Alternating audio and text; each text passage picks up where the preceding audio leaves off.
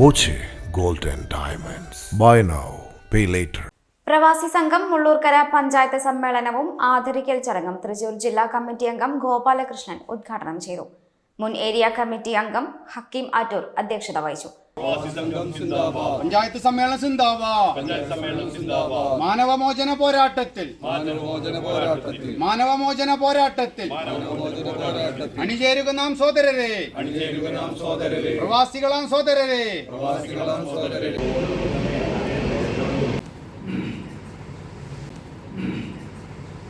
നമുക്കറിയാം, ഈ 90 കാലഘട്ടത്തിലൊക്കെ തന്നെ പ്രവാസികളൊക്കെ തന്നെ സമൂഹത്തിൽ സത്യം പറഞ്ഞു കഴിഞ്ഞാൽ നമുക്കൊരു പുച്ഛത്തോടുകൂടി കണ്ടുവരുന്ന ഒരു കാലഘട്ടം ഉണ്ടായിരുന്നു.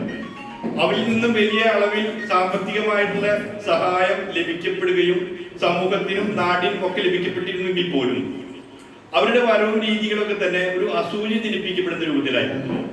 യഥാർത്ഥത്തിൽ നമുക്കറിയാം, പ്രവാസ ജീവിതത്തിൽ നമ്മൾ വീട്ടുകാരെയും ഭാര്യയെയും കുട്ടികളെയും അമ്മയും ഒക്കെ തന്നെ ഇവിടെ മാറ്റി നിർത്തിക്കൊണ്ട് അവർക്കൊരു സംരക്ഷണവും നാടിന് സംരക്ഷണം ലഭിക്കപ്പെടണം എന്നുള്ള ആഗ്രഹത്തോടുകൂടി തന്നെയാണ് ഇതൊക്കെ ഉപേക്ഷിക്കപ്പെട്ട ഒരു വിഭാഗമായിട്ടാണ് നമ്മൾ പ്രവാസ ജീവിതം നയിച്ചുകൊണ്ടിരുന്നത്. നമുക്ക് അവർക്കറിയാം. മുതിർന്ന പ്രവാസികളെ മൊമന്റോ നൽകി ആദരിച്ചു.